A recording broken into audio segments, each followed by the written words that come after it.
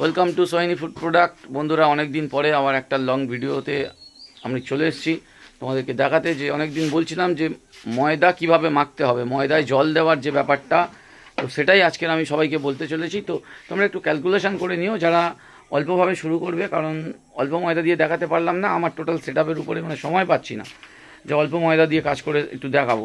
তো আমার যেমন লাগে প্রায় 40 কেজি ময়দার উপরে জল দিয়ে আমি যেটা দেখাচ্ছি, তো সেই হিসাবটা তোমরা এবার ক্যালকুলেশন করে ভাগ করে নিও, ঠিক আছে? 40 কেজি ময়দা আর 1 বালতি জল, 1 বালতি জল আর 40 কেজি ময়দা। 1 বালতি জল মানে আমার এখানে প্রায় এটা 10 কেজি 10 লিটারের বালতি, ঠিক আছে? 10 লিটারের বালতি আর 40 কেজি ময়দা।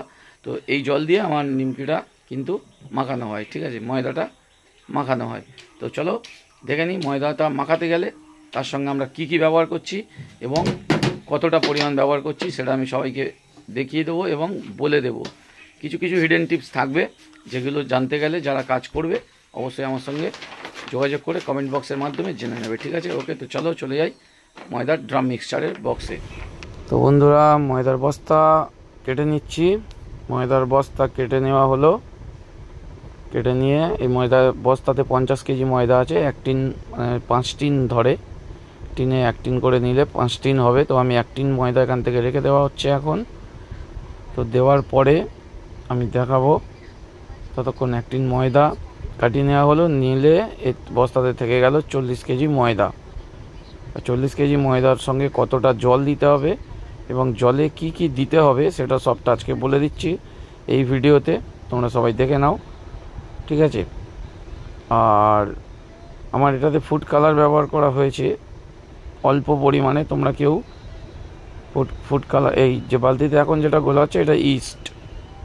প্রত্যেক 1 কেজি ময়দার উপরে 10 গ্রাম ইস্ট ব্যবহার করা হয়, সেই হিসাবে তোমরা ব্যবহার করবে। 1 কেজি ময়দার উপরে 10 গ্রাম। তো নিমকির জন্য এটুকুই ব্যবহার করি আমি, বেশি ব্যবহার করি না। কেউ কেউ আরও বেশি ব্যবহার করে থাকে, কেউ কেউ করে না। তোমরা যারা ব্যবহার করতে চাও করবে, না করতে চাইলেও কোনো ব্যাপার নেই। ইস্টটা ব্যবহার করা হলে নিমকিটা একটু ফোলে। এটা আমি, তোমরা যারা কালো জিরে ব্যবহার করতে চাও কালো জিরে ব্যবহার করবে, যারা যদি কেউ জোয়ান ব্যবহার করতে চাও জোয়ান ব্যবহার করবে। তো দেখো 40 কেজি ময়দার উপরে কিন্তু আমি 2 মগ মানে 2 কেজি তেলের ময়াম ব্যবহার করছি।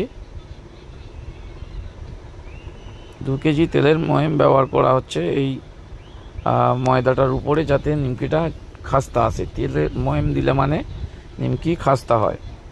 তো জল দিয়ে দেবো এবারে। 1 বালতি মানে 10 লিটার জল দিয়ে দিলাম। দিয়ে মেশিনটাকে চালিয়ে দেওয়া হলো, মেশিনটাকে অন করা হলো, এটা দিয়ে দেওয়া হলো। তো নুনের ব্যাপারটা বলে দিই। 10 লিটার জলে 500 গ্রাম নুন ব্যবহার করবে তোমরা, 500 গ্রামের বেশি নয়। 500 গ্রাম নুন তোমরা ব্যবহার করতে পারবে, তাহলে নুনের পরিমাণটা পারফেক্ট আসবে।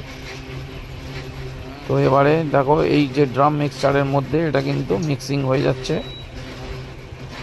তো এই মিক্সিংটা হবে খুব নরম নয়, আবার খুব শক্তও নয়, খুব নরম নয়, আবার খুব ঝরঝরে বা টাইটও নয়, একদম সফট।